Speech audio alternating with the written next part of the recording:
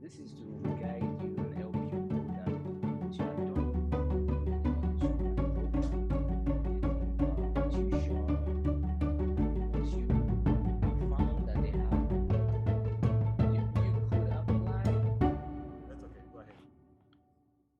Okay. Members, good morning. My name is Ivan Oyege, and I happen to be the host for this webinar of the PhD and Masters. At the end of this webinar, our 2 hours talk, participants should know the difference between the different opportunities that are available in the fields of study in the USA. So your field, by the time we finish here, you should know the opportunities that you have here in the US.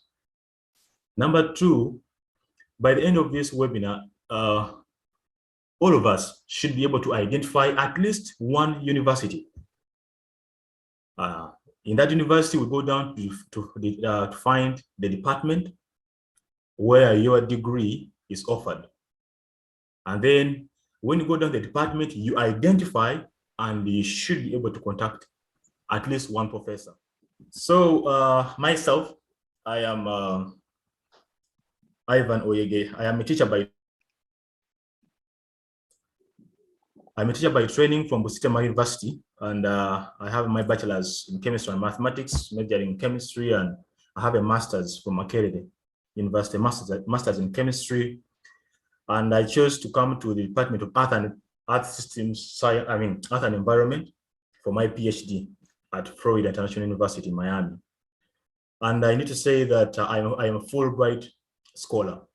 I'll be explaining what. Good evening, everyone. I'm happy to say hello to everyone interested in chasing after their goals. I happen to be on this platform because I followed what Ivan Oyege told me some years back. That was in 2019.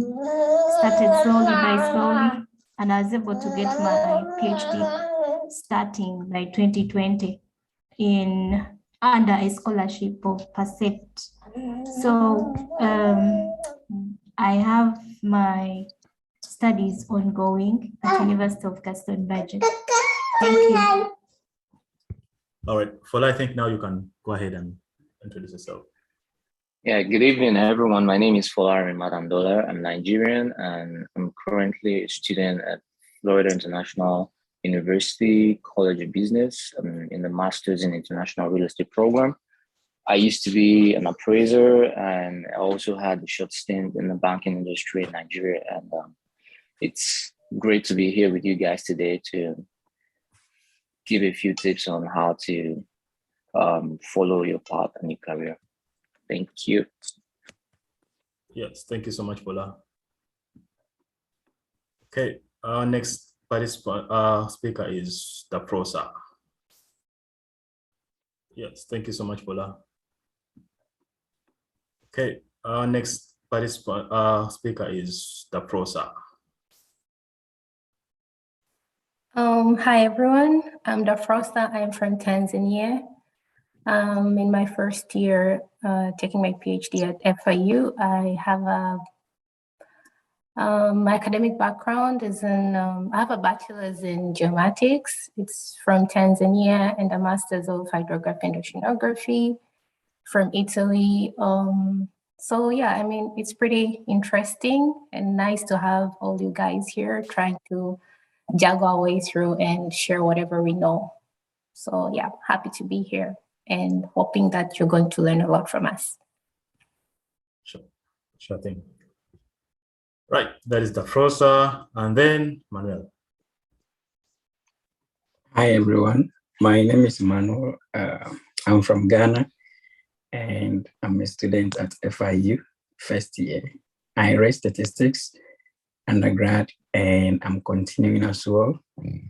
And I don't really have any serious professional experience. I was only a teaching assistant after my undergrad as a requirement for every Ghanaian once you are done with undergraduate. And I moved to the US to continue my education. And I'm glad to be here to share with you some few things I know that will help each and every one of us. Thank you.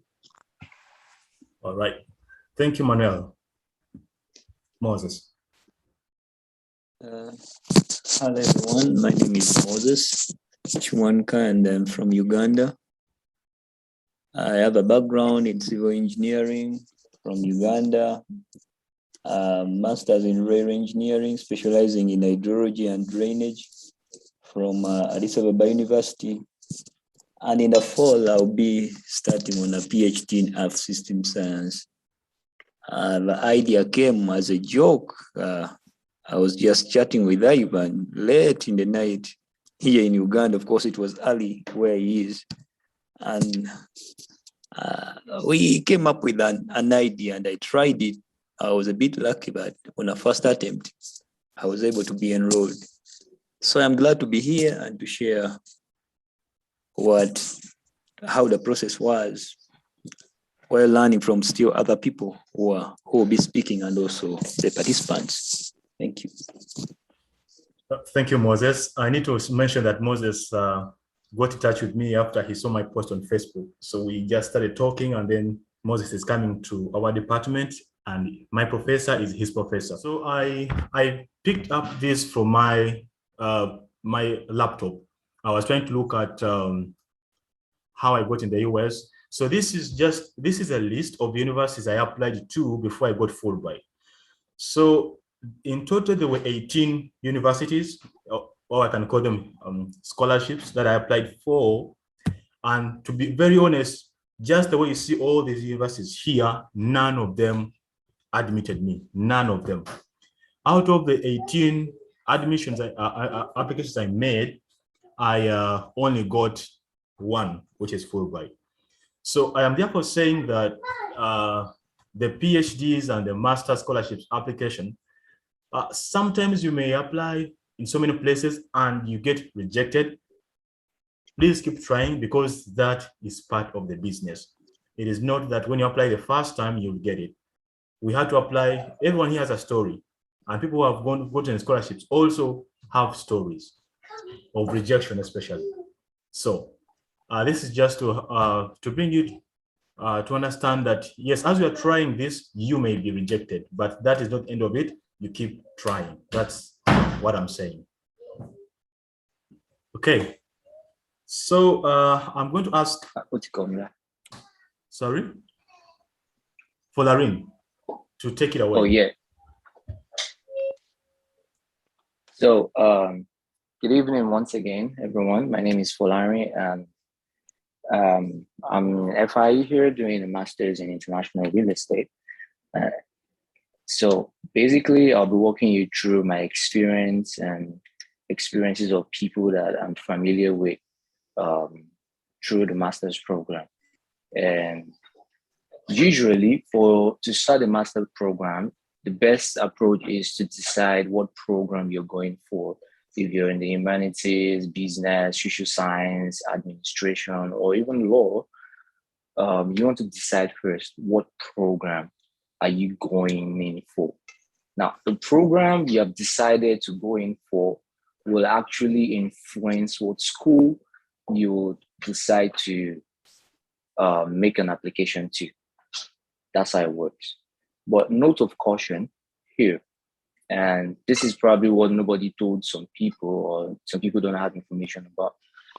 Before you decide your program, try and look out for people who have done those programs and who have sought for employment. What type of employment have they gotten? And how are they faring? How are they getting paid? And what's their living condition? All of these things. Now, this is, are there international students who have done this program and have gotten employment? Now, this is to guide you and help you know that once you are done with the program, you can easily transition into the workforce or into an employment role and all of that. It's very important, because usually everyone decides, oh, I just want to leave. I just want to go for my master's program. But when you're done with your master's program, what do you want to do? That's another discussion. Moving on. So usually you have, for business schools and humanities, they're usually 2-year program. But a lot of schools recently have been accelerating their programs, and 18 months programs that are regarded as 2 years are now being shrinked into 14 months, 15 months.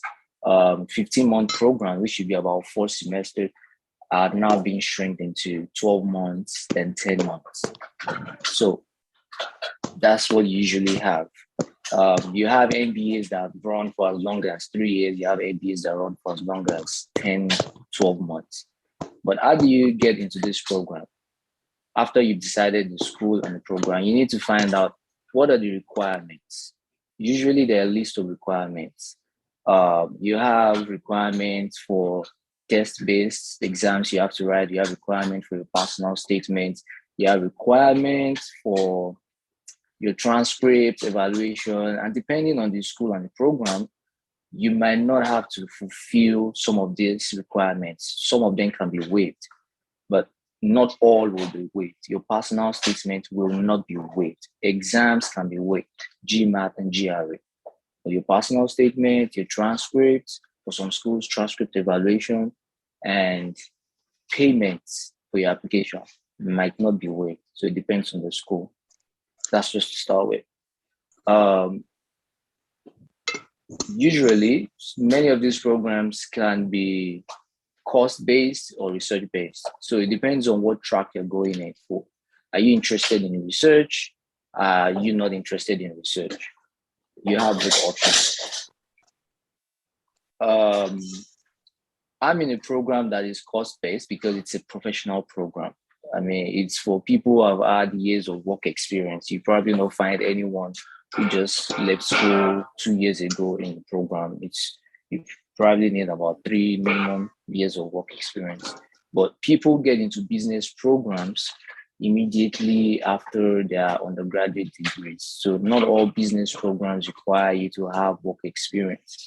And in the situation where you're being asked for work experience, you can actually mirror the experiences you've had as an undergraduate.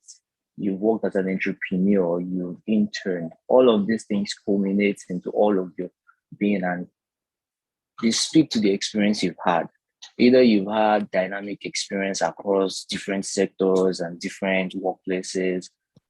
You need to put all of these things out there. So it's more or less you putting yourself out. Whether you find it insignificant or not, you need to make it significant for people to see it.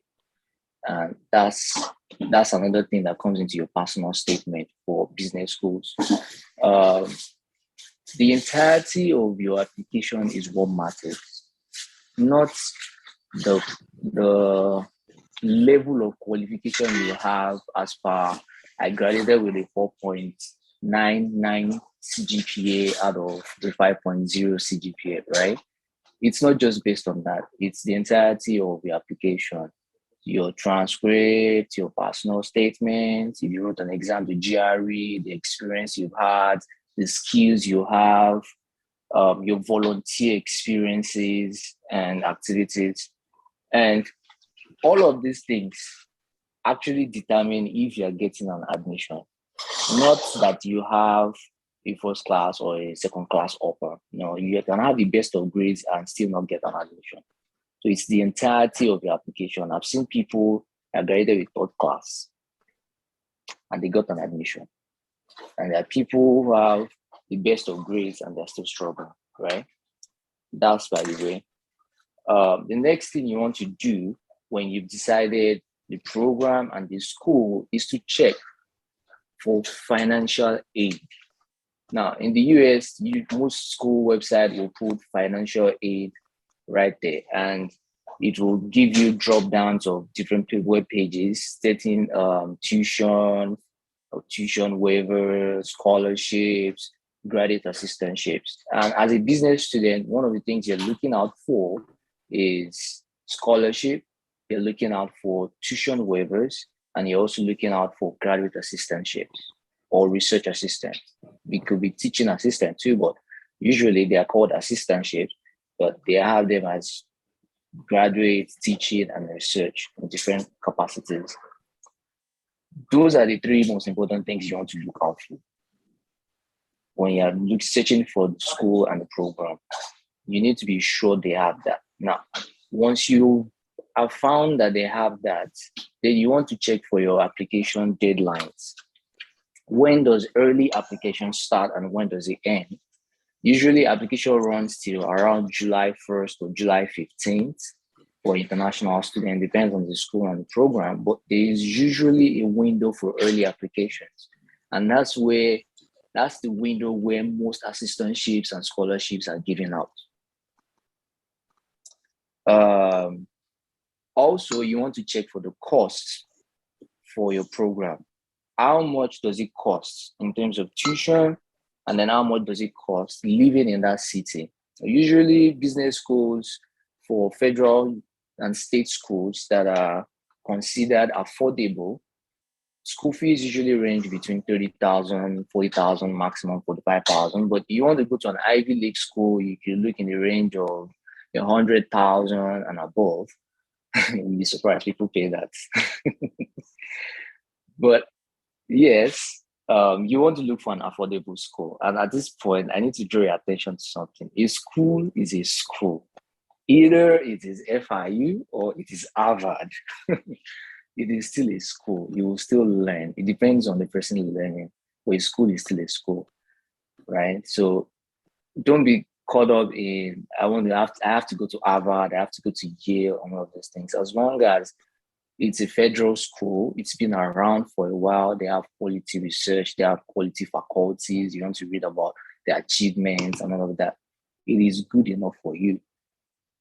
But if you find that Harvard is what you want, please, by all means, go for it.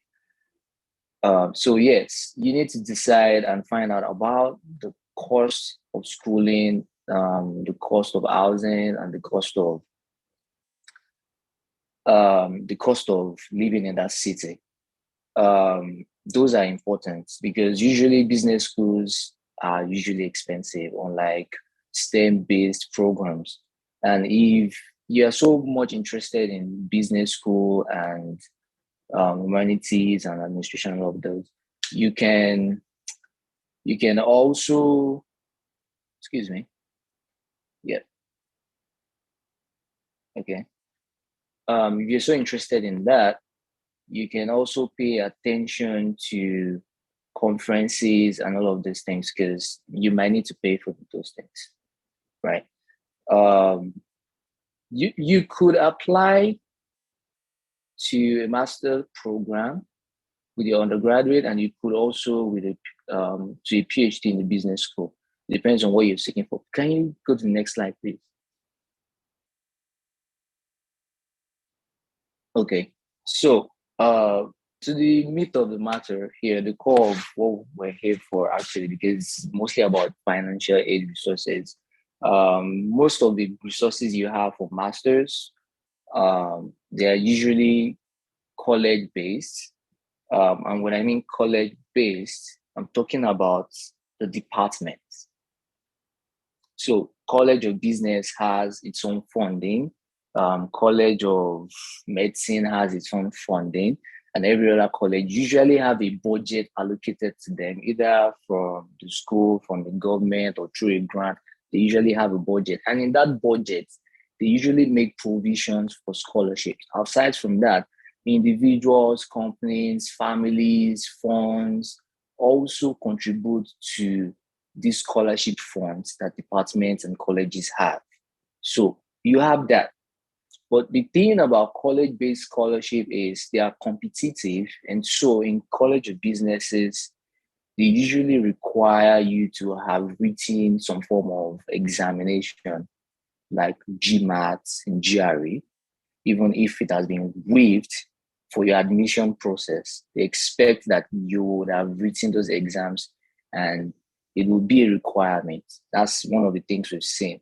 So if you're planning on applying for a college-based scholarship, you should also consider writing a GMAT or a GRE while preparing your application, even if it is waived.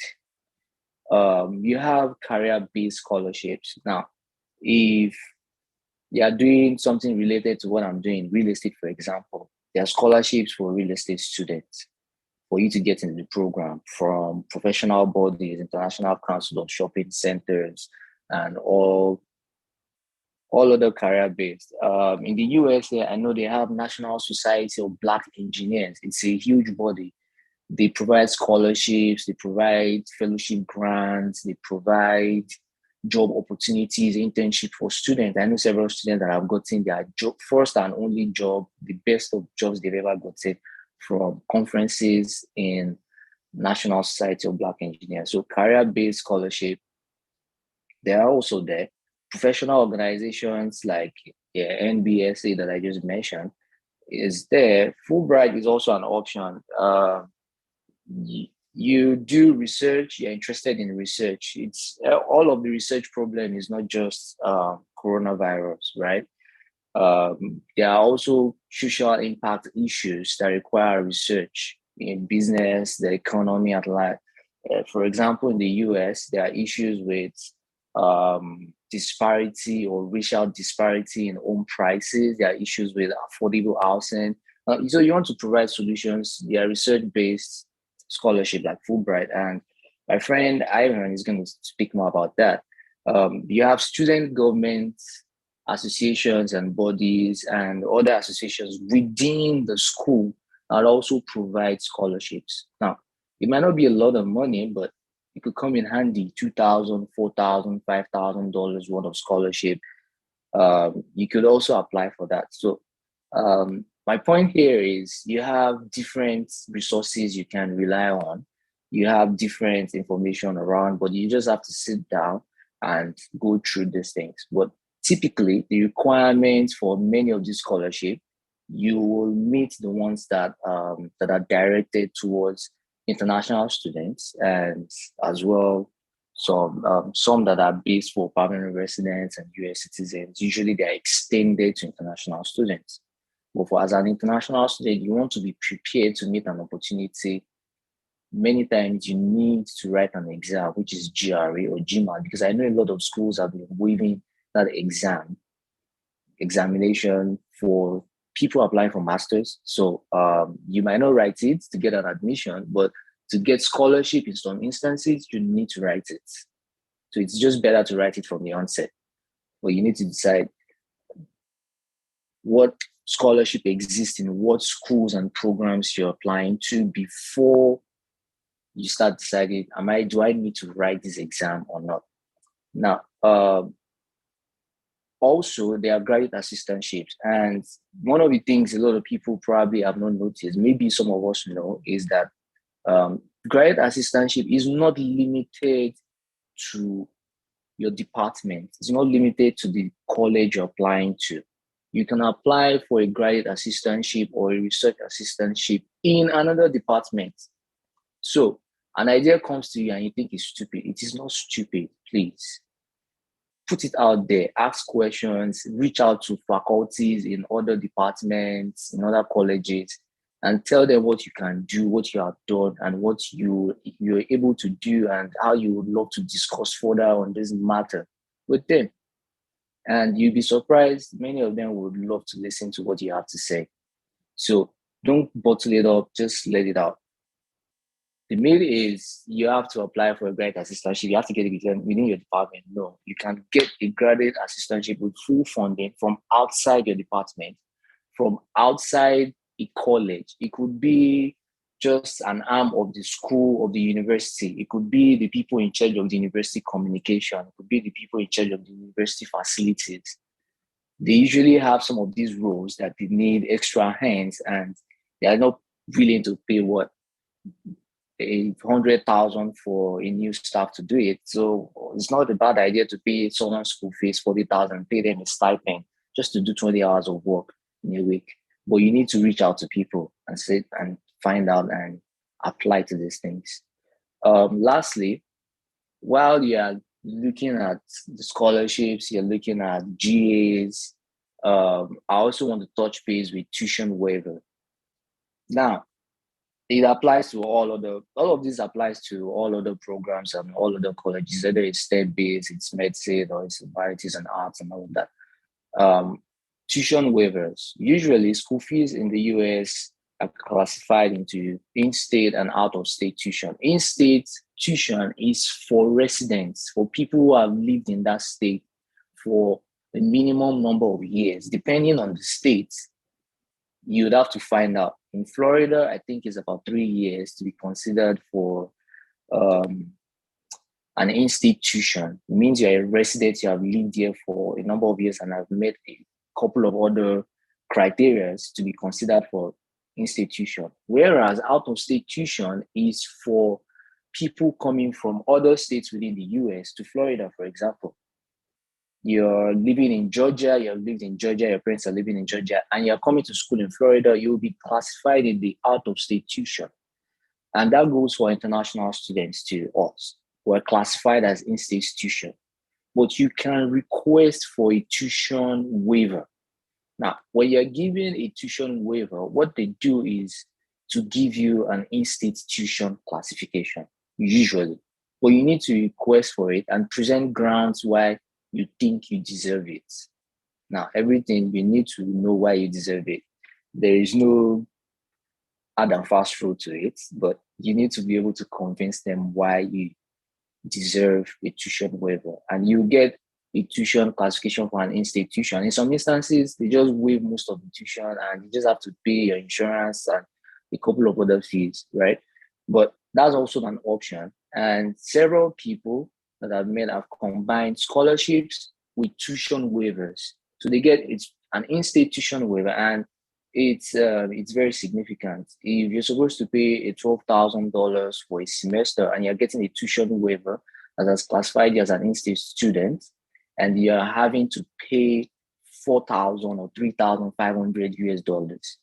If you get a scholarship that is worth $5,000, you can pay the balance off and still have some other money with you, right? So people combine them. You can also combine a tuition waiver with 2-3 scholarships and probably get the fellowship grants. Though some of these things usually have requirements and criteria you need to keep up with, so that you'd also need to find out with. Lastly, we touch base with Education USA. Education USA is a program for international students all around the world. It's not limited to Africa, it's in Asia, and it's everywhere, Europe. What Education USA do is to provide you with all of the resources you need to apply and get funding in the US. Now, there's usually an application window to get into Education USA every year, and I think it's usually around April. I'm not sure when it is in Uganda, but it should be around the same time as every other part of the world, because schools are going to close their application window for the programs sometime in June, but it's usually around April. You get into the program, they provide you resources with your personal statements, they help you proofread and edit and do all of these things to your personal statement, guide you.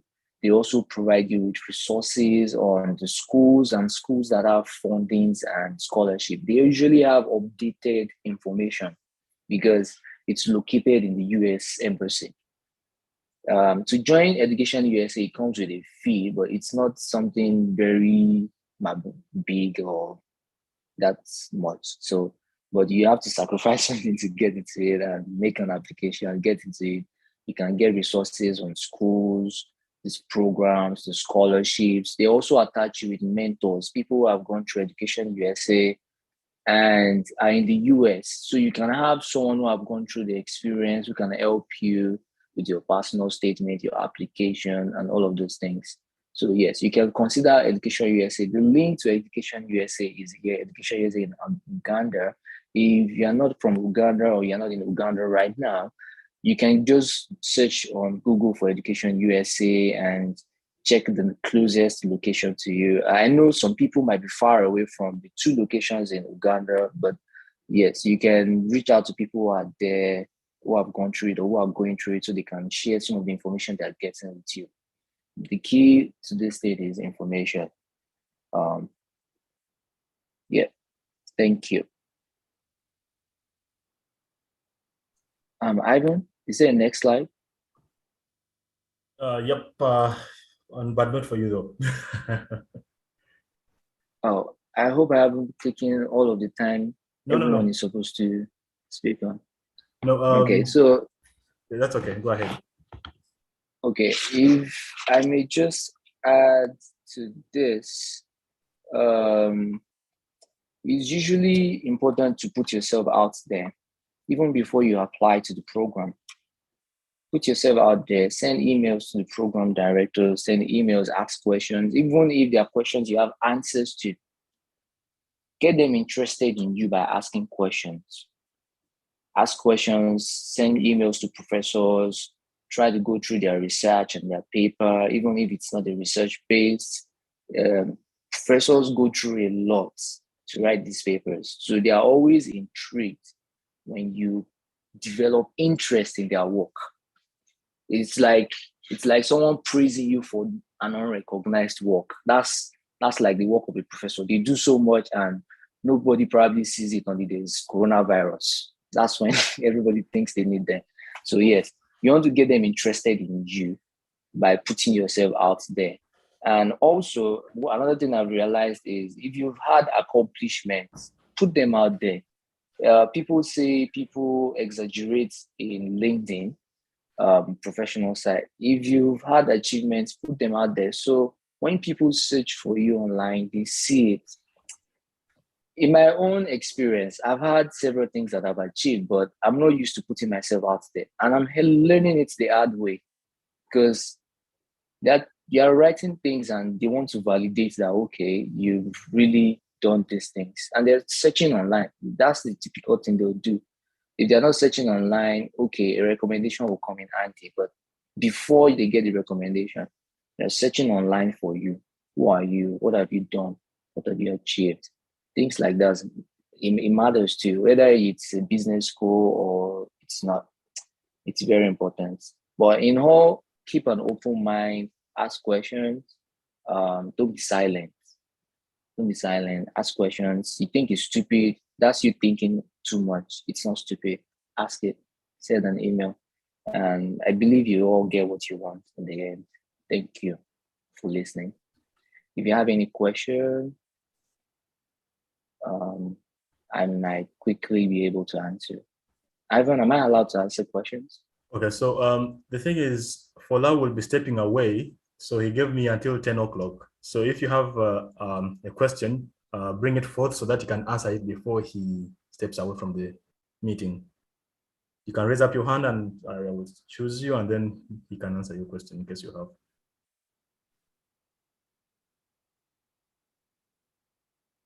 Or you can post it in the chat or you can post on WhatsApp. Either way. Yeah, while the questions are coming, I was going to say that even the 1 year program, yes, there are medical master's opportunities. If you've done medicine, or if you've done anything for nurses, there are lots of opportunities for nurses. And if you can hear me, there's a school called Georgia Southern University. It's in Savannah, Georgia. They have programs in nursing, they have programs in epidemiology, and I know quite a number of nurses that have gone there. Okay, I'll just type it in. Master, Georgia Southern University.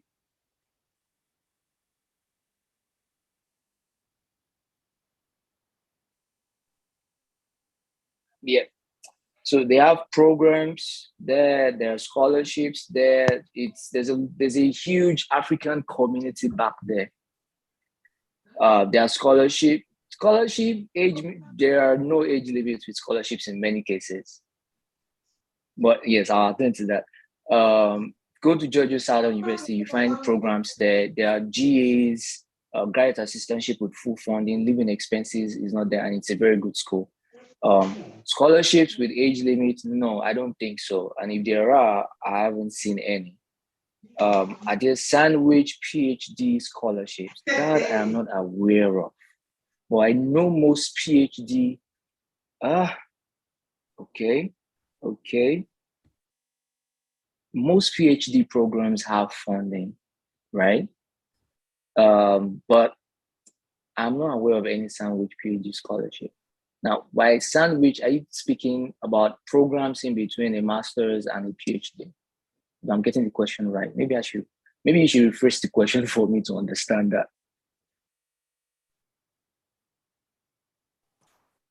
I'd love to think sandwich PhD scholarships. I mean, it should be something which the person can study either like maybe 2 years in the US and 2 years in Uganda, something like that.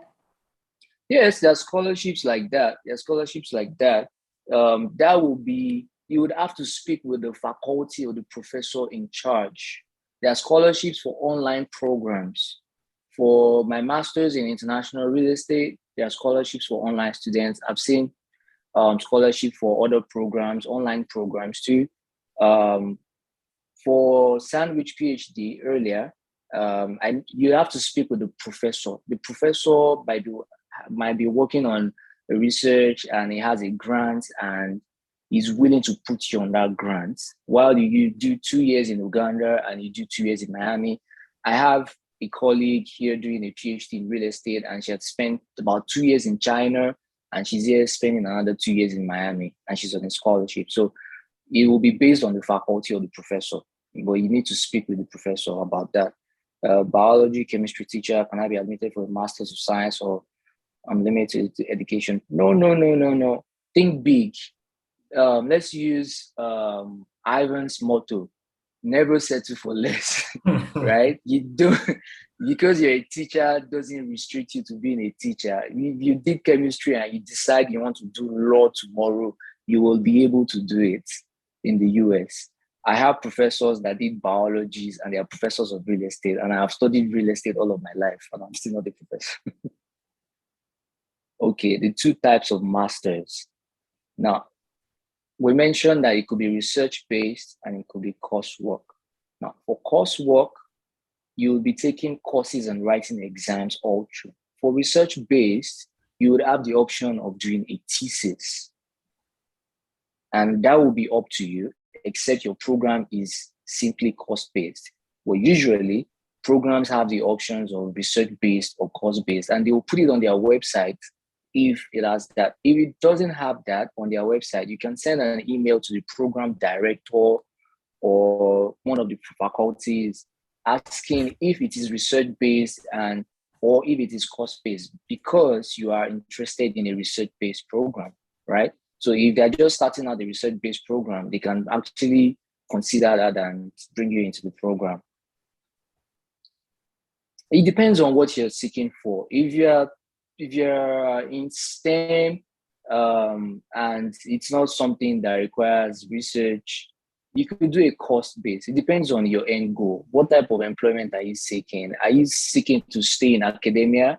You want to be a professor? You want to work in the research field? If you want to work in the research industry, either humanities, business, science, or whatever technology, it'll be best to consider research.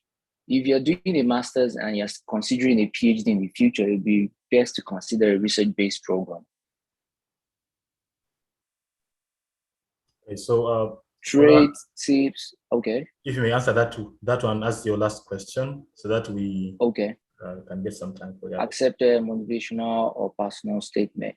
So the idea about personal statement is to portray yourself in the best possible way. What's your unique selling point? That's what you want to put out there. What are your skills? You don't want to paint yourself as not the best of yourself. You want to paint the best of yourself. Everyone has some negative aspects, some positive aspects, traits of their life.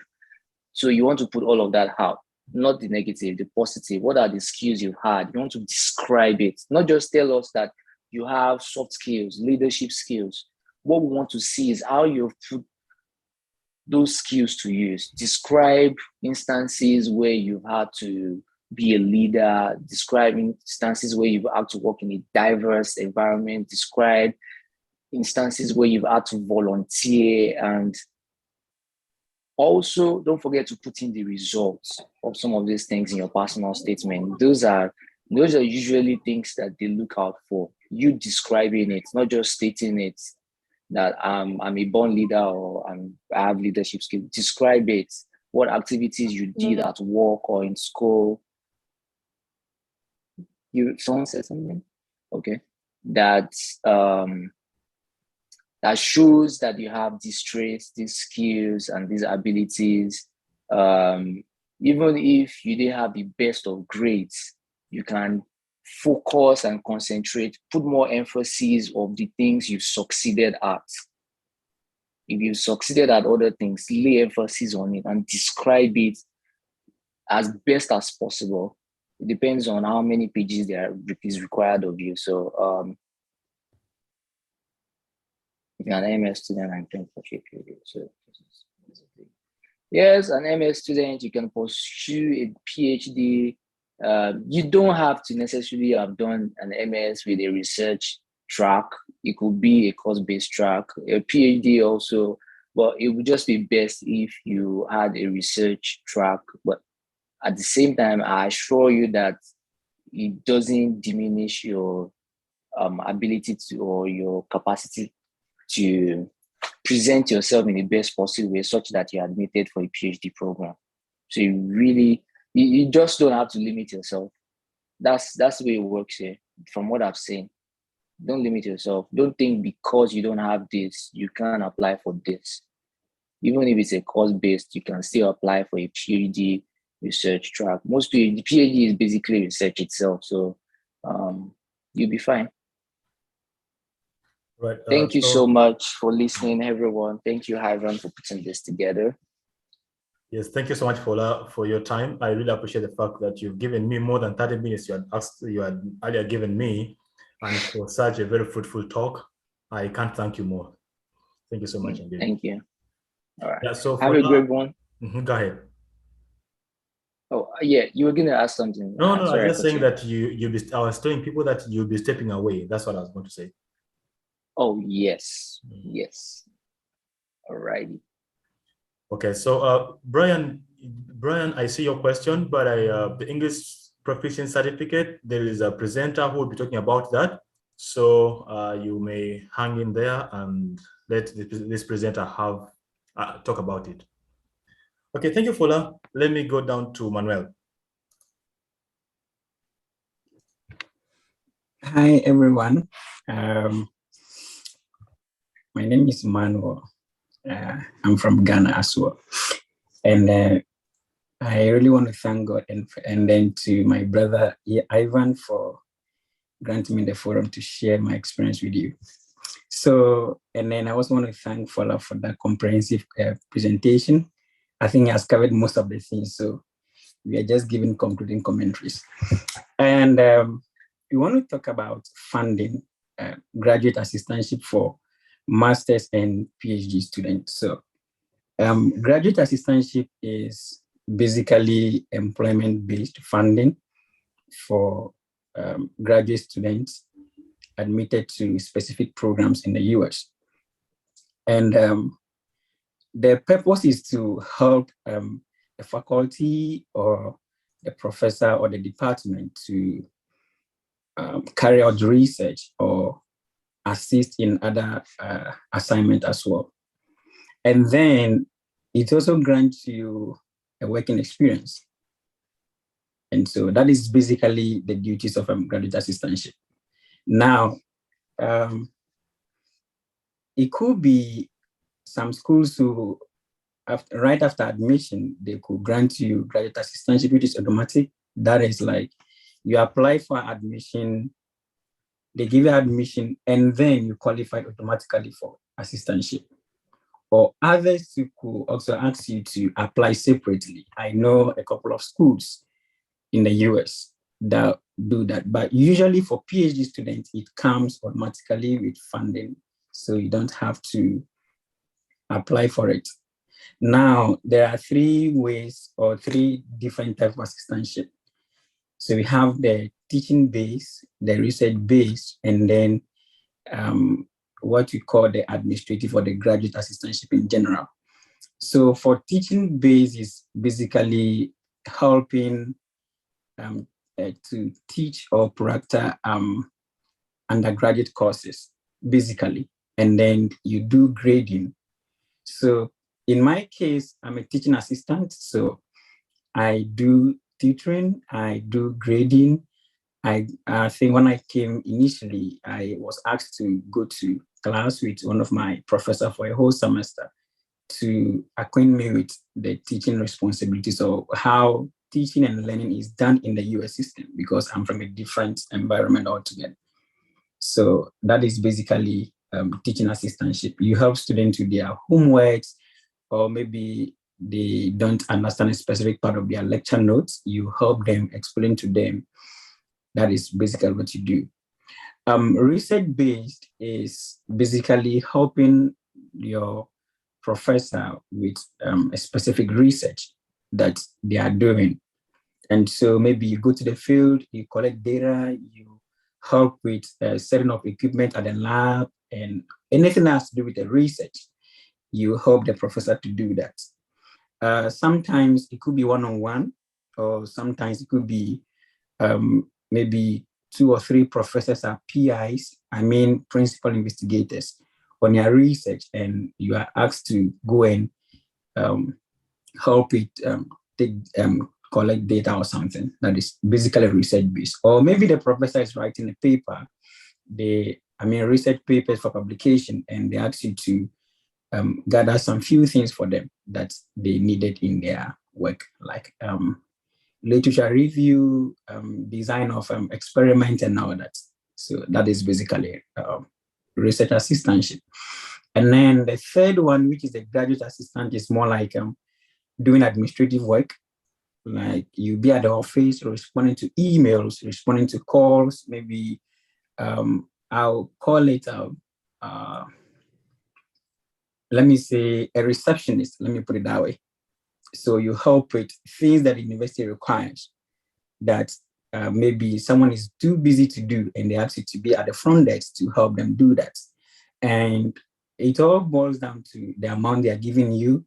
But usually teaching and research assistantship covers your entire study, the duration of your study, as long as you're making progress in your studies, that is maintaining a 3.0 GPA. Once you maintain that, your assistantship is guaranteed. But if some way, somehow you fall below, then they could put in a probation, and afterwards, once you make progress, you continue. But basically that is that. And it comes with about 20 hours per week. You work 20 hours, and then you get paid maybe bi-weekly or monthly. It depends on the institution and their policies. Please, can you move to the next slide? All right. So someone may ask, how hard is it to get a graduate assistantship? Bible said that with God, all things are possible if you believe, but you also have to do your part. It is very competitive. Just imagine that you're applying. I'm from Ghana, Ivan is from Uganda, Fola is from Nigeria, and others as well. And you're competing with almost the whole world. And so you have to stand out, but it is not impossible. It is possible. You just have to stand out, package yourself, and that boils down to your GPA, your research works, your resume, and things that will make you to stand out. For instance, I had teaching experience because right after graduation, I was a teaching assistant back home. So there were a lot of, I go to class, I taught undergrad, I taught master's and PhD class with undergraduate degree back home. My advisor gave me the opportunity to do that. So I have a lot of teaching experience. So when I came, it's more like, okay, this guy has taught before, so he has the teaching experience. That make me to stand out, plus the grace of God. So that is one part of it. And then your application materials, like we said, package yourself. It is very competitive because you're competing with others, but you also have to package yourself and make sure that you stand out from the crowd. And also you have to reach out to the professors to find out if they have or they don't have. Because sometimes they'll ask you, they'll tell you we don't require it. Meanwhile, you have to apply separately. Or maybe we consider you automatically, and so you have to reach out to them to find out whether you are qualified or not. Now, for most PhD programs, like I said earlier, it is they give you once you're admitted. For others you have to apply separately. That is one thing. And another thing is that usually that is in Canada, you have to speak with direct professor. where they have a funding for you, and then the professor will have to interview you and all that. So based on the requirements of the department, they award what they need to know. So they determine the number of people. Usually for masters and PhD, sometimes the department can decide to award maybe 3 or 4. Currently, I think we are 3 students. We are 3 international students awarded on funding. That is my year batch. We are 3 students. And so you could just imagine that maybe a whole program, they're admitting only, let's say, 7 students, and they're giving assistantship to 3 students. So it is very competitive, but you have to also stand out yourself. The rolling admission, and some have hard deadlines. The rolling is that the admission committee continues to review application as long as you submit it. So once maybe we are in June and they open admission in September, with a rolling base, once you submit your application, maybe by the second week of September, they review application and give the decision whether you have been admitted or not. But some to decide to wait until everyone submits the application. Once the deadline ends, then they start to review the application. So you have to read from the department website to know what is the deadline, whether it's a rolling base. They'll state it very explicit that we have a rolling base or a hard deadline.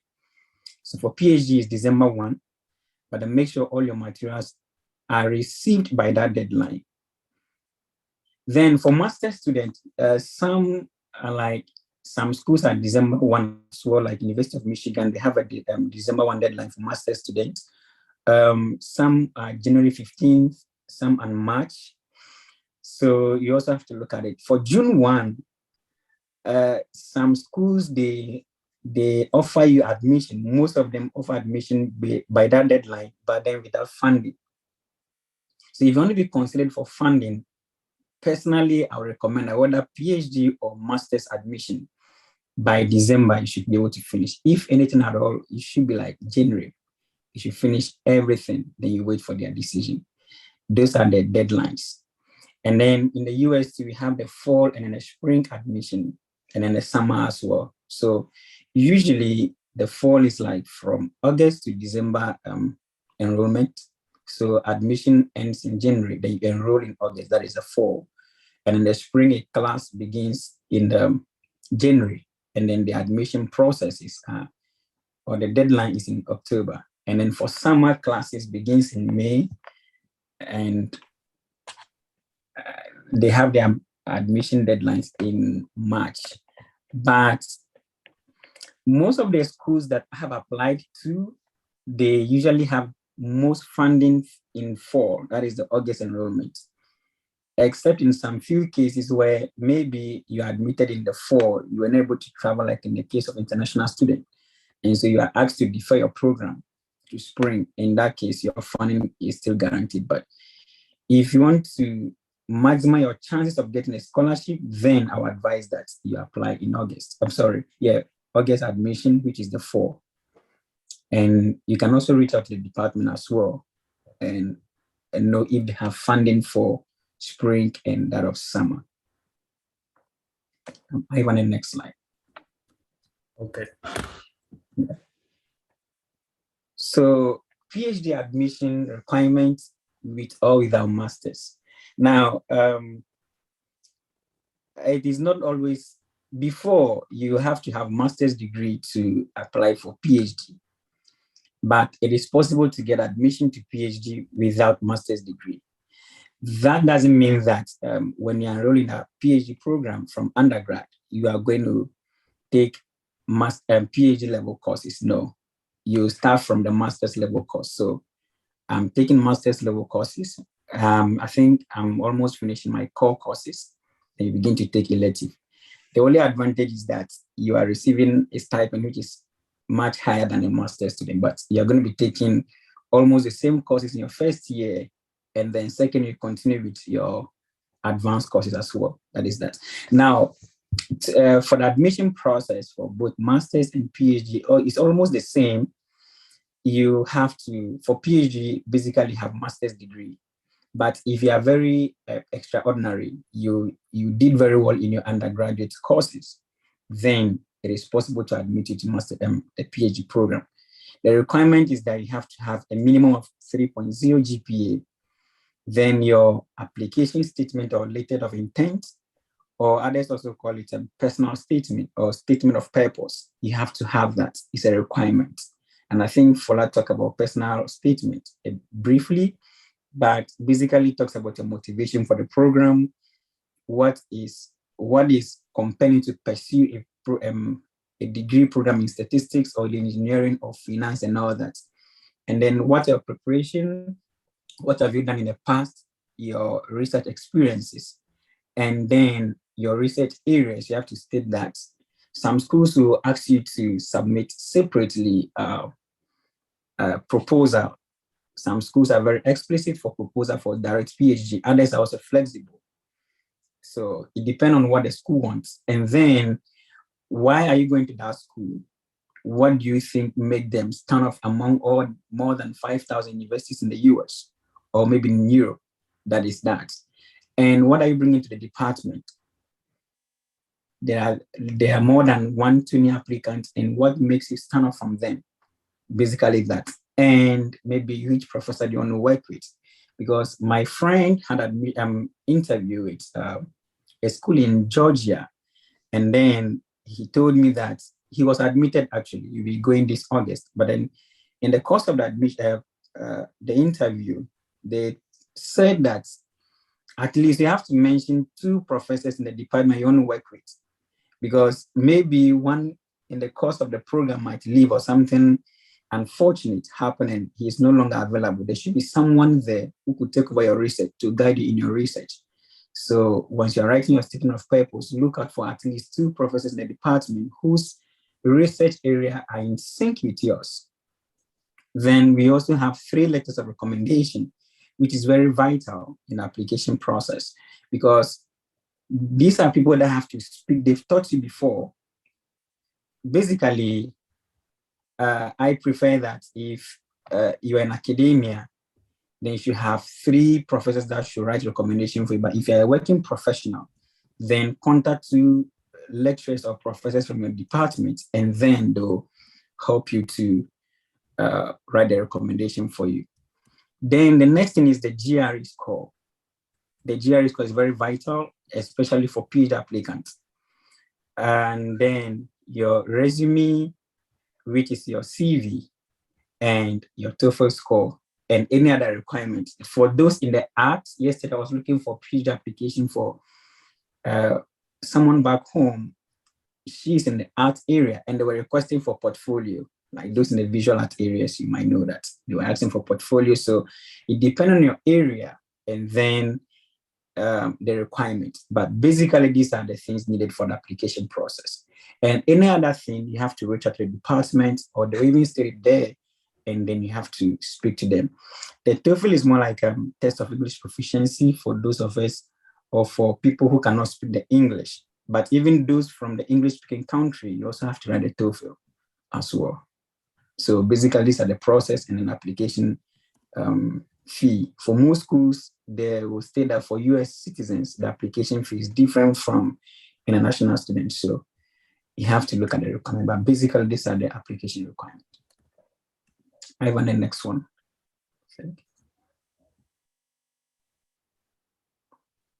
Okay, now I mentioned the GRE. So GRE is simply graduate recorded exam, and it basically verbal and quantitative, or math and English.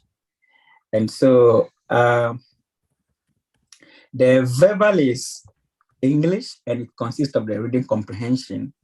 And then there are areas where they give you a long passage, which we know you read and answer questions from there.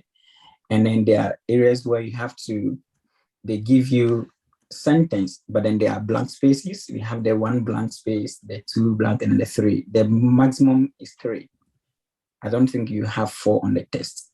So they give you a couple of choices. There are situations where you have to select yes, 1 response, Others where you have to select 2 responses or 3 responses. That is the verbal aspect. And you also have the essay component. The essay component is 2. There is one we call the argument, which is more like a debate in our own settings, where they give you a prompt and they ask you to express your idea. And it's graded, I think, on a scale of 6 or so. And for PhD applicants, most of them will say that, okay, they have to have 4.5/6 or 3.5/6 and that kind of thing. And then we have the quantitative aspect of the GRE, which is algebra, geometry, statistics, which is basically college level stuff. And then for me personally, because I'm in quantitative field, which is statistics or biostatistics, they require that they place much emphasis on my math score as compared to my English score. So that is what makes the difference. So for someone in, maybe, business, they might also look at your quantitative, but someone in the field of architecture, social science, they might look at your reasoning, and so they might look at your verbal score as compared to that. But that doesn't mean that because you are in a social science, they'll look at my verbal score, you shouldn't learn the math. No, you have to do well on both, because the score is, I think, 340, thereabout. Yes, 170 for the math and 170 for the English. So they'll put all together, and so you have to study for and do well on both sides, and then you excel. Now, the good news is that due to the COVID situation in the US, most of these schools are waiving the GRE. I took the GRE, and then when I was applying, they stated that if I stated that they waived the GRE, so they didn't look at it, even though I submitted it to just boost my chances. But in the course of the application, they didn't review that. And another thing is that there are several materials online that you have to, if you want to really do well, then you have to focus on the ETS material, the link here on the presentation. They have a lot of materials there. You have to read them and study them. And someone may ask, how long should they take me to prepare for the GRE? There is no duration for that. As long as, it depends on you, whether you are a working professional or you're a student. Personally, I studied seriously 1 month and 2 weeks. That was when I prepared for the GRE. But someone also might take maybe 3 months, 4 months. It depends on you and how you're making progress. And once you register for the GRE, they give you 2 practice tests to test your level of understanding. So when you take the test and then the 2 tests, and you know that, okay, you're really prepared, then you can go ahead to do that. And the cost is, as stated, $205. That is for the GRE. And the next one in the next 3 minutes. No, the TOEFL. Okay, so like you said, the TOEFL is a test of English proficiency to know if you can speak English or not. Because in the US, most of the medium of instruction is English, and they'll speak English throughout. And so they'll ask you to write a TOEFL. The TOEFL, I think we have the speaking section, and then you also have the essay part, and then reading comprehension and all that, similar to the GRE, just that the TOEFL test is a bit less difficult than the GRE. So you have the speaking section where you have to speak through a microphone very clearly. They give you a prompt and you speak on the test. You respond to the prompt. And then you also have the essay part where they give you a prompt and you respond to it like essay sort of. Then the last part is that you answer some few questions. I think it's about 2 hours or so, if I'm sure. And it is basically online. There are centers which also have the in-person where it's paper-based, but usually they are trying to move from the paper-based to the IBT, which is the internet-based. So basically that is about the TOEFL. Some schools also require the IELTS, but usually in the US is the TOEFL score. And so basically that is the admission process in the US. Thank you. Thank you so much, Manuel, for that elaborate talk. I am pretty sure that people have benefited from the talk. I know before I did GRE and TOEFL, trust me, I really didn't know where to start from. But with your talk, I'm pretty sure that folks know where to start from. I want to mention that, just to add on, that for GRE and TOEFL, some universities waived it, like FIU, where we study, but also that was for 2022 admissions. So for fall 2023, I saw on the website, they mentioned that you will have to show the GRE and TOEFL scores.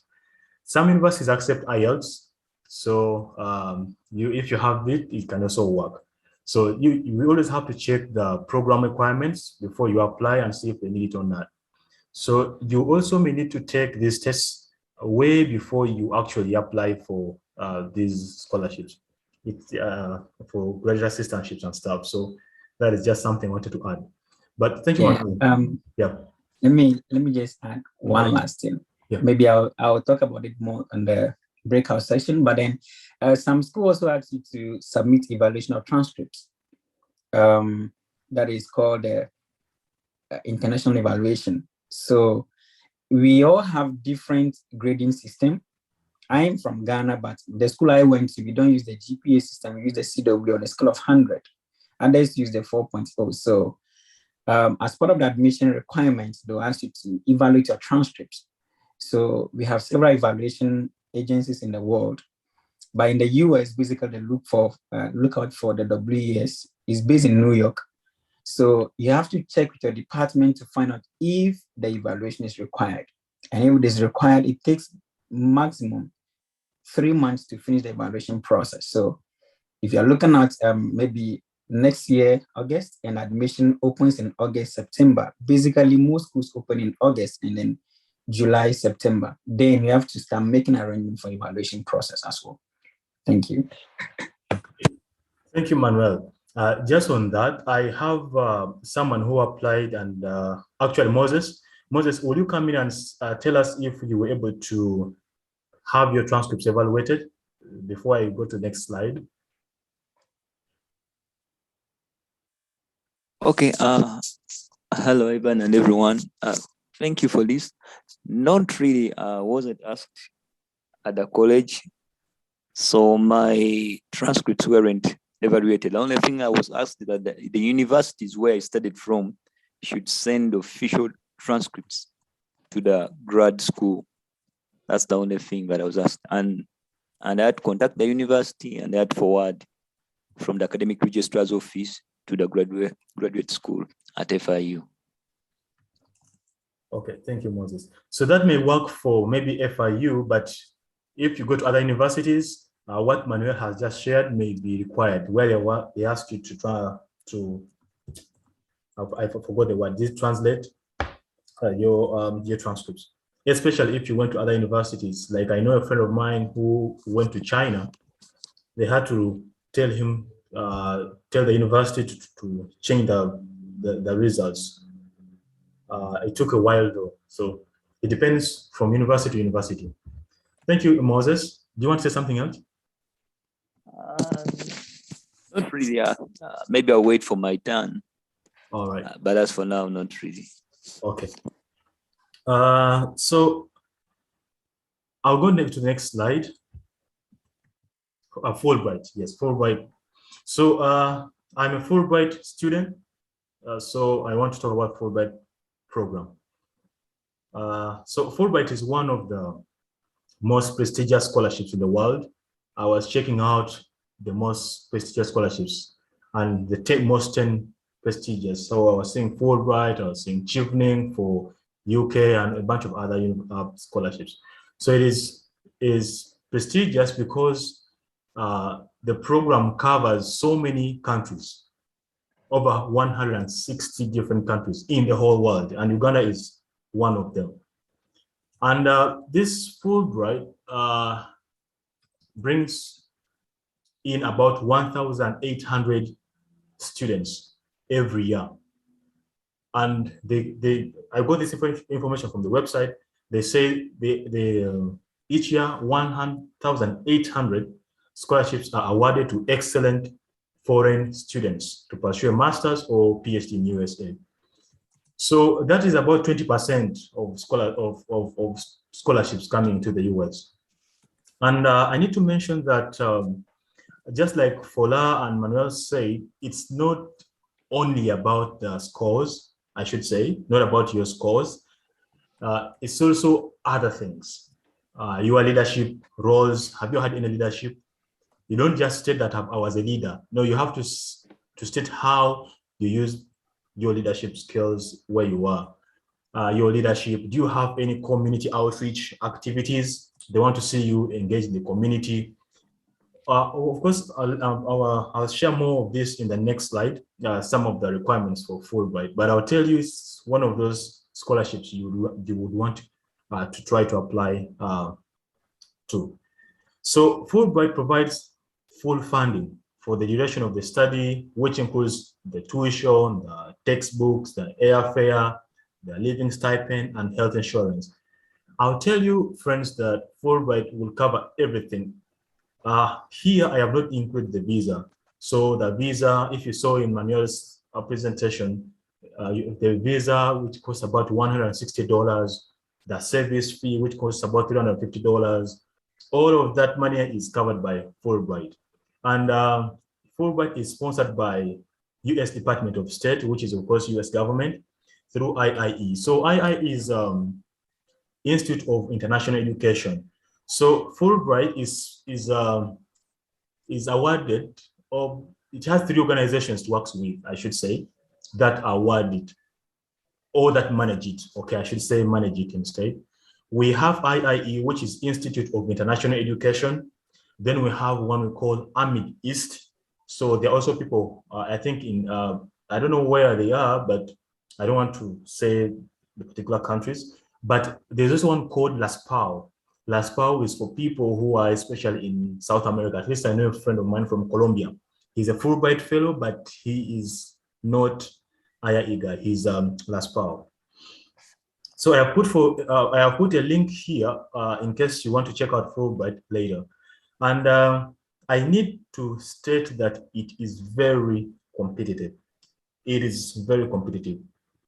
And usually 3 to 5 Ugandans are awarded every year from all disciplines except medicine and surgery. The idea here is medicine and surgery, they don't want you to engage with patients here.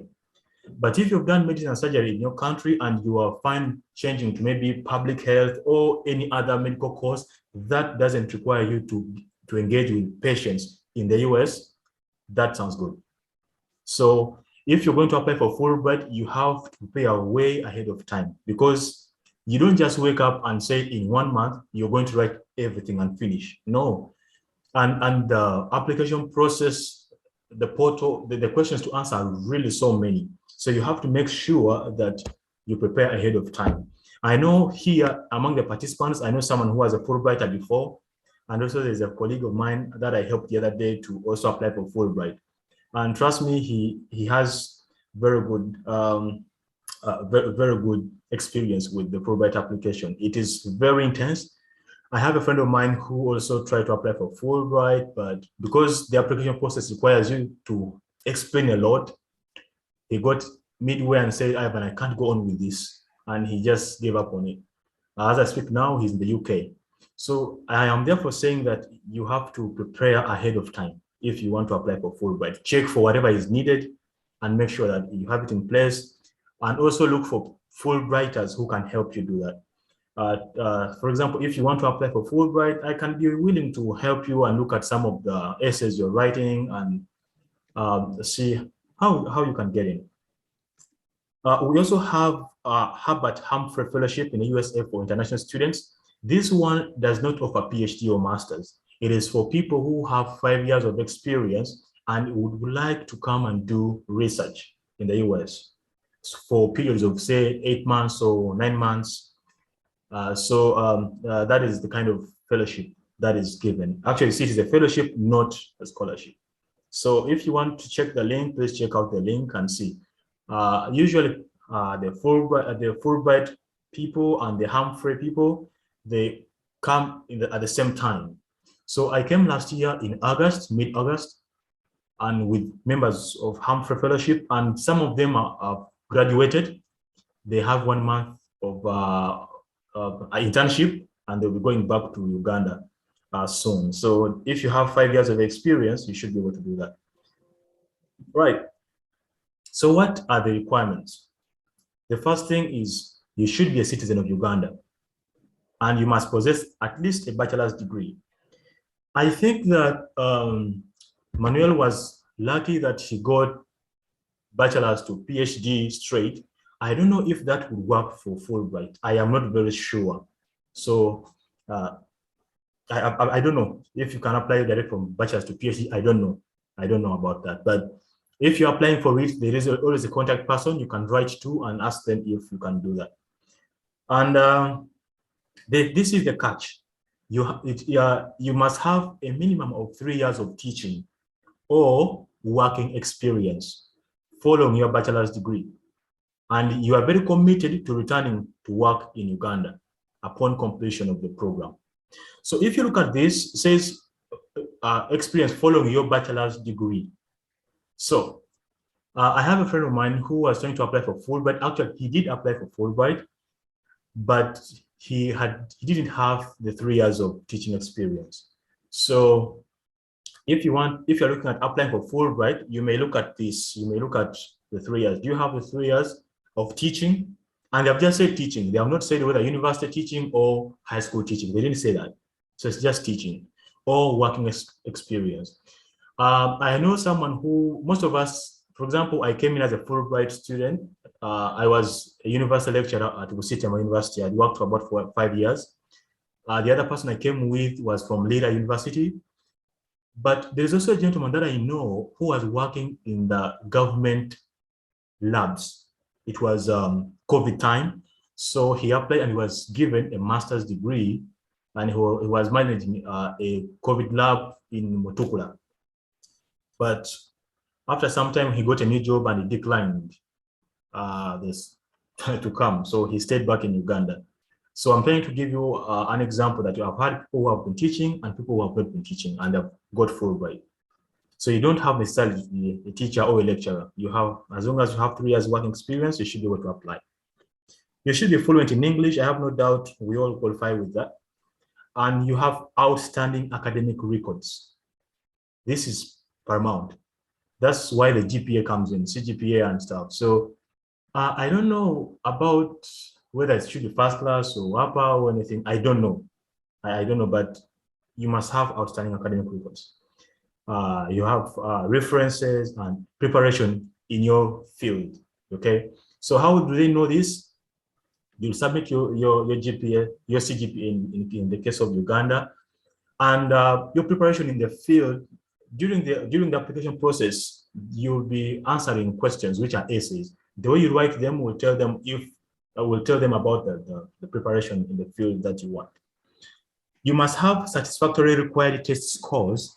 Now, these test scores are the GRE and TOEFL that Manuel just mentioned.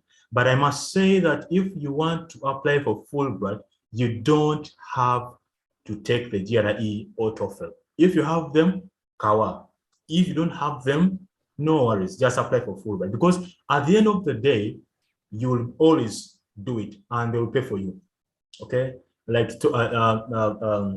Manuel said, the GRE, sometimes you do the GRE and you don't get the scores you need to go to a particular university and you want to redo.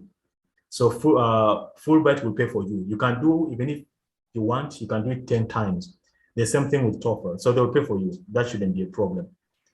You should have very high motivation and a serious commitment to completing the program you want to do within the specified time frame and return home. You must return home. So as a Fulbrighter in the US right now, I know my program is 4 years. I am fighting tooth and nail to make sure that I finish in record time. And then after that, I should come back home for 2 years. 2 years.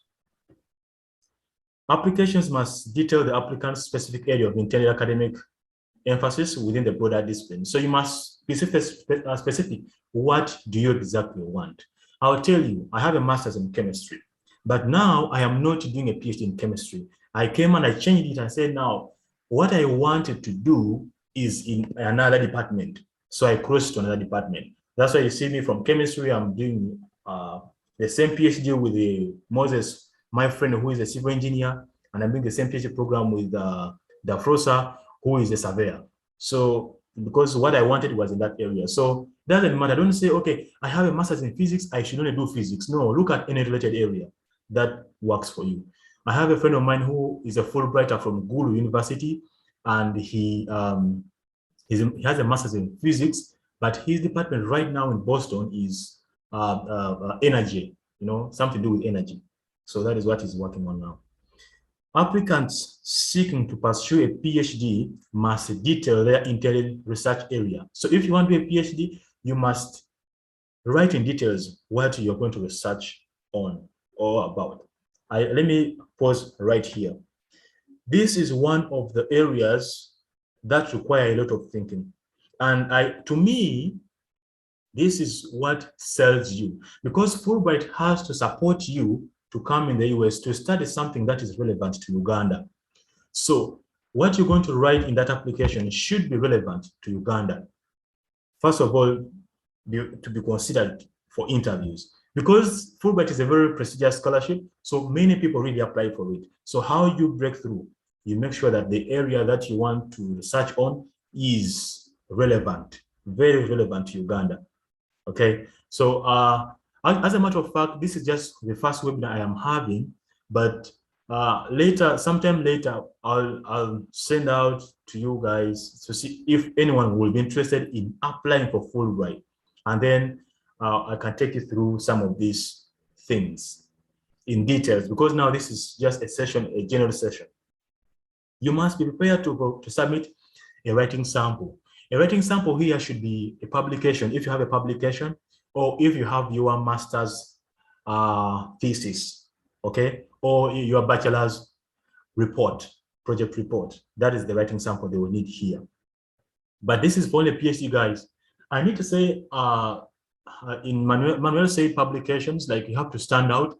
I was talking to my my hosting professor, and he told me that, I asked him, how can a student stand out for you to take them as your students? And he said, if a student has a publication and he or she is the first author, that counts a lot. So even here, if you have publications, that helps. That's why I asked you, do you have a publication in the form that you filled? However, I should say, I have not published my research until now. I have not. But when I was applying for Fulbright, I mentioned that I had 2 publications that I was working on. So they looked at that and got in here. So you don't have necessarily to have it, but you can indicate that you are working on it, or it has been submitted, something like that. Friends, the applications are open between January to March. Oh, I didn't mean 2025. I meant to say January to March 25th every year. So if you want to apply for Fulbright next year, you check the Embassy of US, Kampala, starting January until the end of March. That is the application date. And keep an eye there, okay, on that information. And you should please prepare in advance. Prepare in advance. Yep. So that is with Fulbright. Oh, I need to mention that if, for example, you applied next year in 2023 for Fulbright, you can be invited for interviews like in July of that year, and then in August you go for interviews, and then the time you know that you've been considered, it will be December. So it means that if you apply next year and you get Fulbright scholarship, you'll have to come in the following year, which is 2024. For example, I came last year, August 2021, but I got Fulbright scholarship in 2020. So that is how Fulbright works. So the details, I'll just organize a particular day for Fulbright. There's a lot of information I can share regarding this. So since this is general session, I'll leave it there. But please check out the date, the application date. Something's happening here. Sorry about that. Okay. Right. So visa types and benefits. So we have two types of student visas. The first visa is the F1 visa, which is for students. Whether the student is a bachelor student or master's or PhD, they're all F1 students. Okay, F1, they get F1 visa. But if you are sponsored by the US, like I am, or like Fulbright, you get J1 visa. If you're sponsored by the US, you get J1 visa. Those guys on Humphrey scholarship, I told you about Humphrey fellowship, they also get J1. But most international students in the US are F1 students, F1. Yeah, J1, as you saw, they're about 20%. So I wanted to compare for you the differences here. F1 visa. So F1 visa is for most international students, but the J1 visa is for exchange students sponsored by US government. For F1, you have to pay for your flight, for your visa, for your service. There's what called a service, which is always on the I-20. That I-20, you use it to get the visa. So that total is about 6 million. If you are thinking about coming to the US, so that's what you pay. So you pay for this after you've got admission. So whatever I'm talking about here is after you have been admitted. You have admission, they have accepted you, maybe you have research assistantship and everything like that, you pay for this. For J1, everything is covered by Fulbright. For F1 again, you are allowed to work mostly in the university, maybe as a teaching assistant or as a research assistant or as a graduate assistant, like Manuel put it, as like you can be a front desk officer, something like that. So you'll work within the university and they have their terms and conditions. You can't work out. And that is something I'll be talking to Chiwanuka about, you know. However, for J1 visa, you are not allowed to work at all.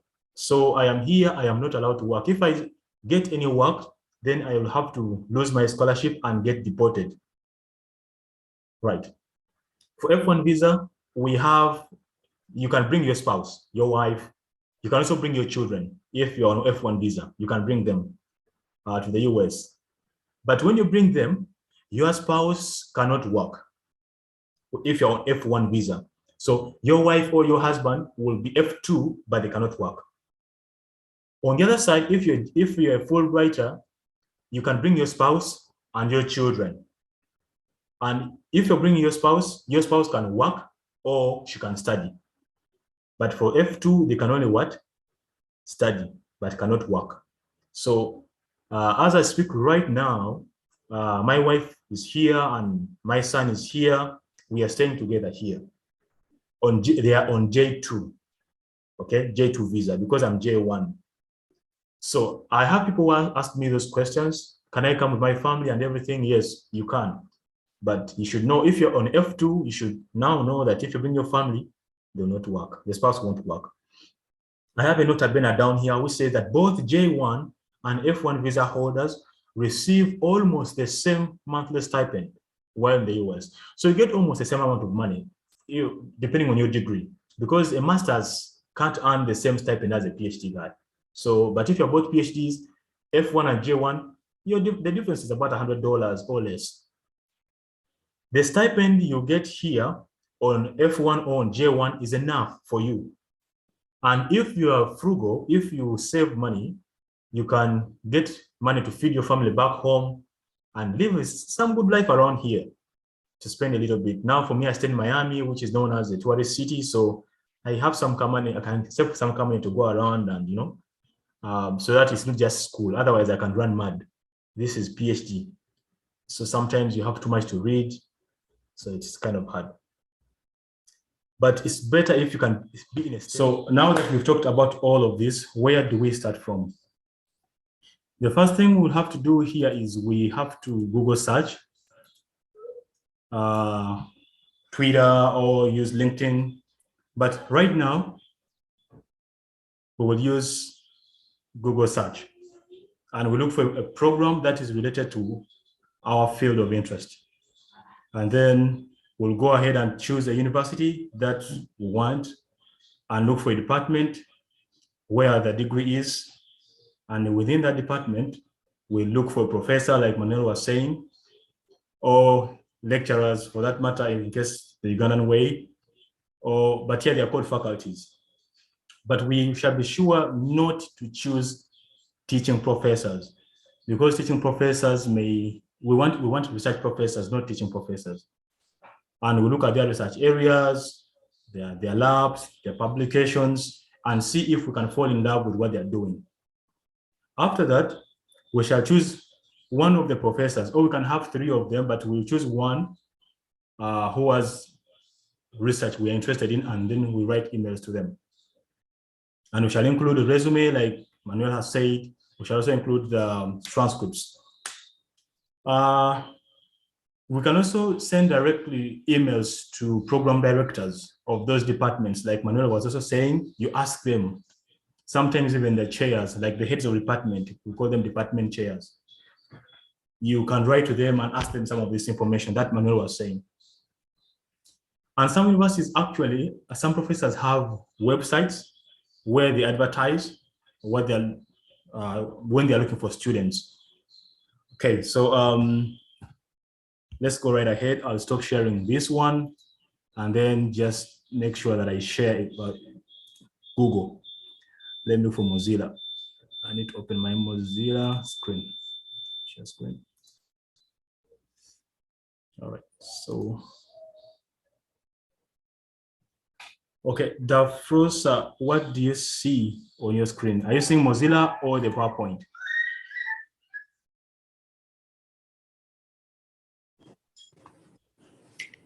I see Firefox. Okay, Firefox, sounds good. So I am in chemistry, so I am looking for, by the way, as I do this, if you have another gadget right there, go ahead and do the same and pagine your field. So I am a guy of chemistry. So chemistry has 4 parts. I like analytical chemistry. So I'll say, let's say finding PhD in analytical chemistry in USA. Let me see what I get from there. Okay. So let me see, find a PhD.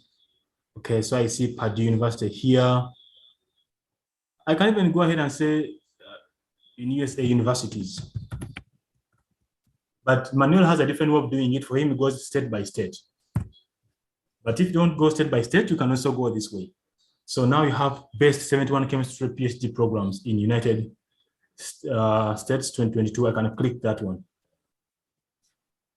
Okay, so it loads up.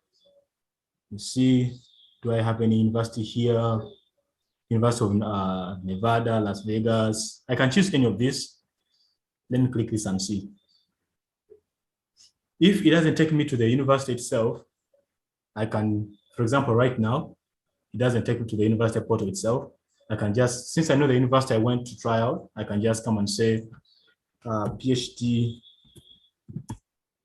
in analytical chemistry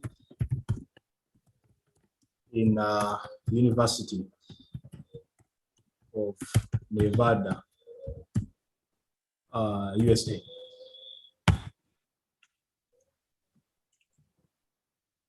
Okay,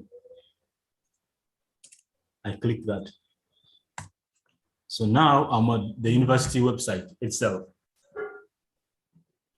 So I now come here for a chemistry PhD and everything. So chemistry graduate program handbook, chemistry graduate, So you see, this is the guy to, if you have questions, you can ask this guy. His email is stated there, his phone number is stated there.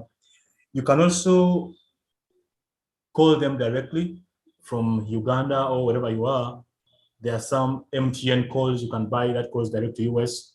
There are some Airtel calls that calls direct to US, either 5,000 Uganda shillings or 10,000, and then call them and talk to them. But just to show you here, for each of the professors we'll be looking at or looking for, you come and look at research specialties. So I don't know if you're also doing the same. I may be fast for you, but you can do the same in your field. So this says our research active faculty and graduate students are producing groundbreaking work in a wide range of fields. Get the support to independent design experiments, investigate scientific hypotheses, and conduct analysis.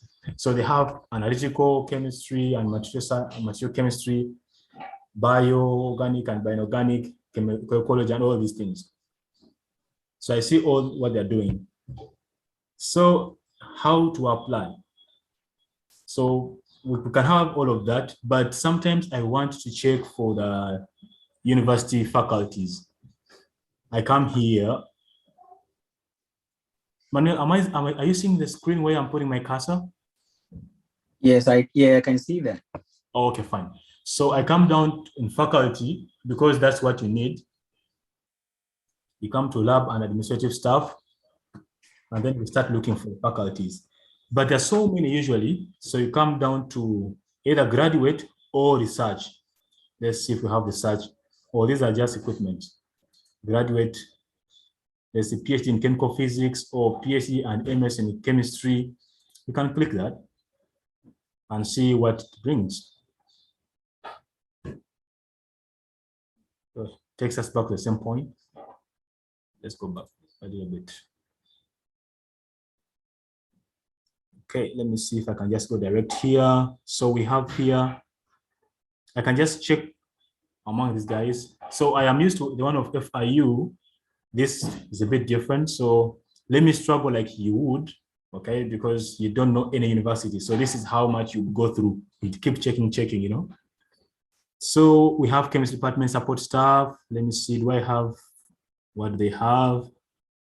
These are all support staff. Let me see. They're supposed to be here on graduate. Let's see. Go to school. Can see maybe what Department of Chemistry news. They have all the news. Or if I want, I can just check out the program details and see facilities, equipment, chemistry graduate, admissions, resources and tools. So you just keep checking. It's not that you have it in one place. So this guy keeps on showing up. Okay, view and filter faculty by research. Okay, let's try that. Okay, so we have, so I usually like professors. So we have your meet our faculty or contact the department. That is in case you want to contact me with the chair or someone at the department. But let's see, this is professor. So since I want analytical chemistry and I have a lot of them here, I can just type in here and I say, I want analytical chemistry. Let me see if they have that. Okay, so, so are you saying like this one is, this professor here is teaching assistant professor. He's a teaching professor. You would want one who is not teaching. The ones who are for research. I don't seem to find any of them here. Okay, let me see. Professor, this is a professor emeritus. This is professor. Let me just pick on any of them, especially department chair. This one, department chair. So their phone number is here. The phone number is here and their email. That's what Manuel was saying. You can write to them because the emails are always, all universities have the same thing. Emails and phone numbers will be there and their room numbers. So let me pick chair of the department and I see what she's involved in. So I know I have her details here. Then I come down to a summary, research interests. So this is where you should concentrate. So our research is centered on the investigation of growth mechanism of semiconductor materials and everything. So I can look at, just keep skimming through to see if I'm interested in what she's doing. I may be interested in their education. Oh, this person here did a BS in State University of New York and went straight to PhD. So no masters, as you can see. So just like Manuel, no masters. So that's just a confirmation. I can come down to look at their publications. What have they written out there? I can look at all these and I see what am I interested in. I'm a chemist and I usually like adsorption. So I come and get all of this here and I try to look for that paper and see if I can get it and read it. Copy and paste it and see. Oh, I can use, the easiest thing to do is to use a Google Scholar. So that filters it out. I check out for that paper. The guy is here. Okay, so sometimes you have access to the paper. Sometimes now like this one, I have to download it, but because I'm at FIU, I can get it. In case you think you cannot get it, we can also use Sci-Hub. Sci-Hub can help you. So this is the link for Sci-Hub. You can always put it in your Google, in case that's the case you don't know. You Mozilla, put it there and the paper will always show up. Let me just show you an example, just in case you don't know. That is just in case you don't know. Let me open up this paper. You just come, either just get this entire link the way it is, you copy it and come inside Hub and paste it. Some of them will download, others will not. Let's see. And click enter. It is downloaded, it's right here. Okay, just come and look up that paper. I have the paper here. So Manuel was stating that you can go ahead and state that you've been reading their paper. It is good, it adds to you. So you come and, okay, read what they have done. And then when you're writing the email, you can state that I read this paper of yours and I was interested in the research you did, stuff like that. So that is the other thing. Okay, let's get back here. So if you're not interested in this particular professor, you can choose another one. Let's go back. Let's ask maybe, but make sure you're looking for the ones who are doing research. Let's look at this one. Okay, so this is Professor Christopher Beryl, all right? So everything is here, email and phone number, something like that. So you come down here and look at the search interest. Read more about our dynamic window. We are developing novel electrochemical platforms. So even your area, you do the same. You do the same thing. So this is where you should focus and see if what they are doing is what you want. Because if what you want to do is not in line with what they're doing, even when you send them an email, they'll reject you because your research interest does not align with their research interests. So make sure that you check this out properly. And come down, if you want to check their education, some of them have CVs, which you can look at. So this is BS and everything. So if you're interested in what this gentleman is doing, you go ahead and just send him an email. That is what you should do. So since I'm from Florida International University, let me demonstrate with my university.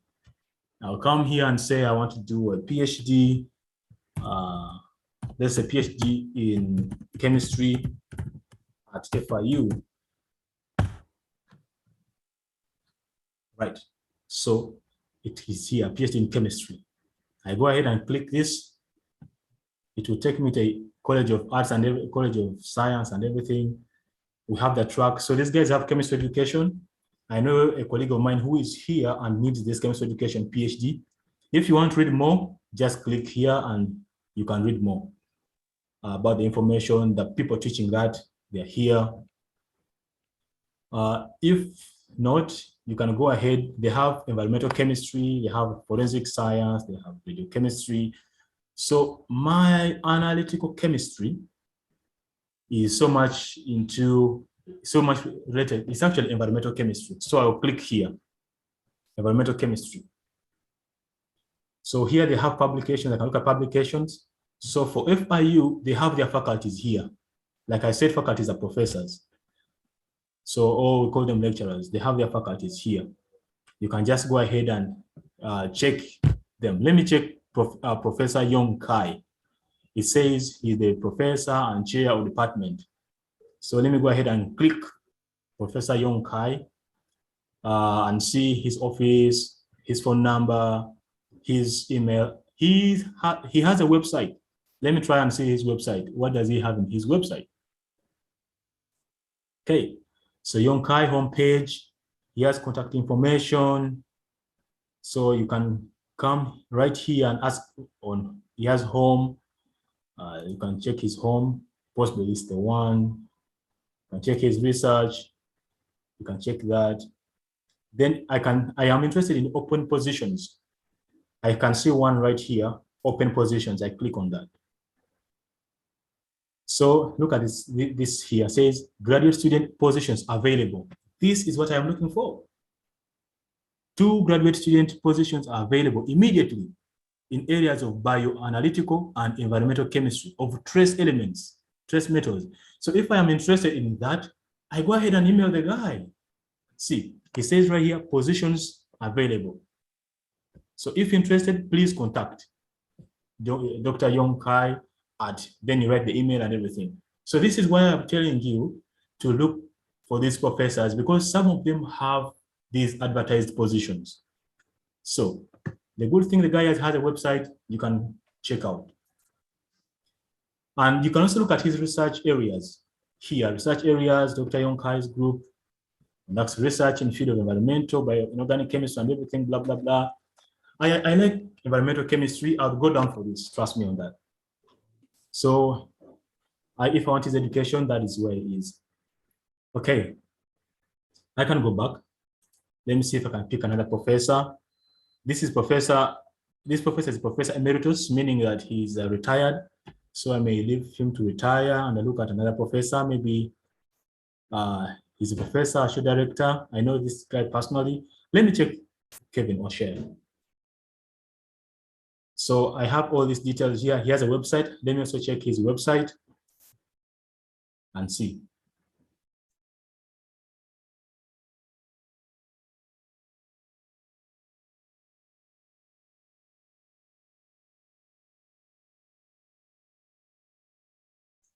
So you look at this.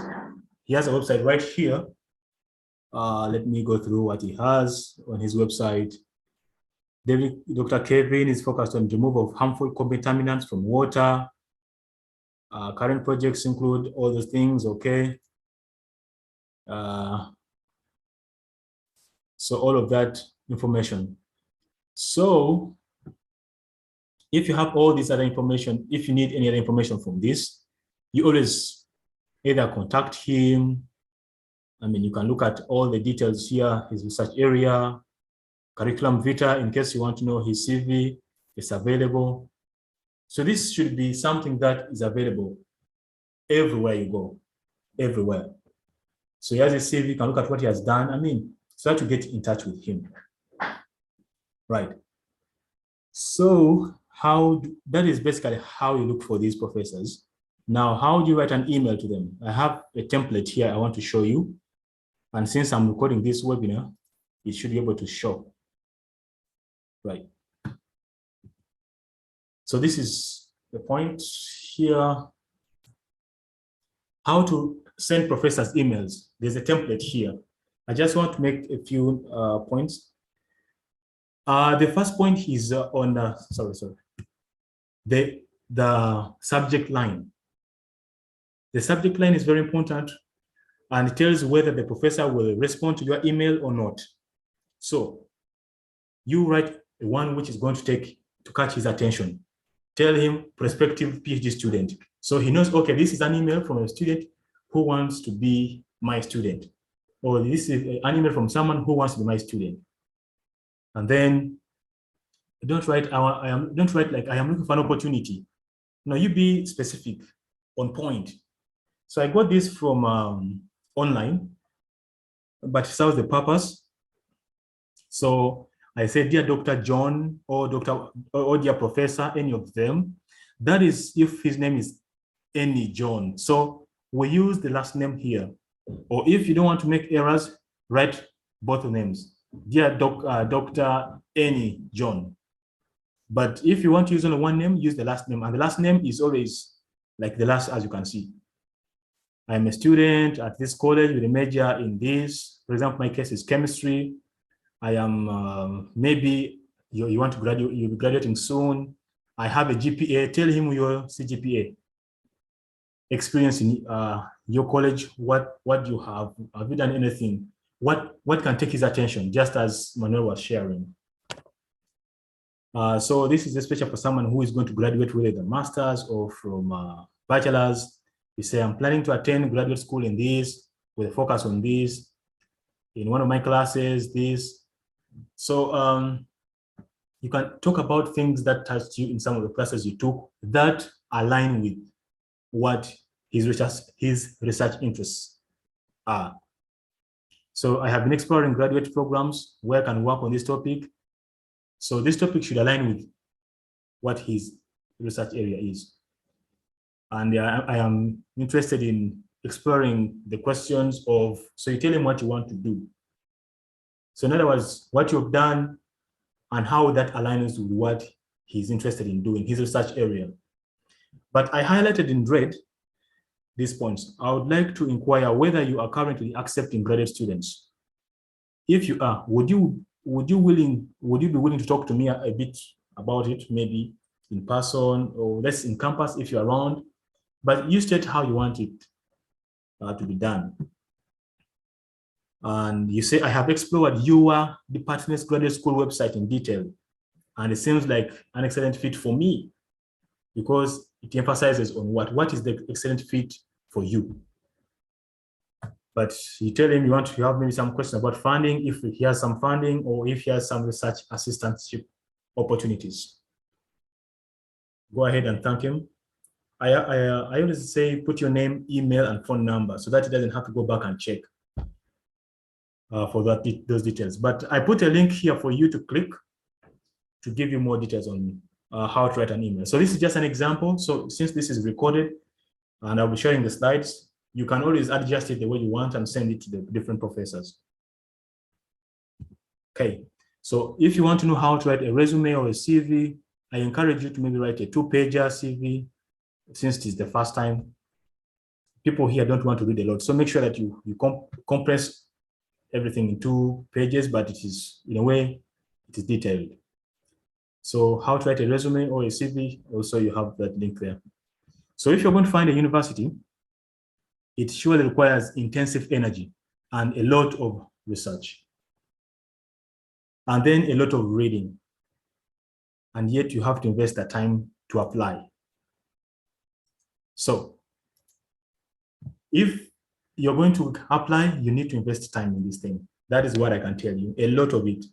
And don't be in a rush to apply. Make sure you check every detail that is required for admission. That is what I would advise. So after this webinar, we are looking forward to maybe setting up other webinars on writing letters of intent, personal statement, motivational letters, cover letters, and also for Fulbright. So we shall be, we may organize another webinar sometime ahead to ask if you have questions. So in case you really have questions, our contacts will be on this PowerPoint presentation I'm going to share with you. So feel free to write to any of us and we will be more than happy to answer. But if we take long to answer you, please take note, just as the professor said, we have so many assignments. Sometimes we may take long to respond, but yep.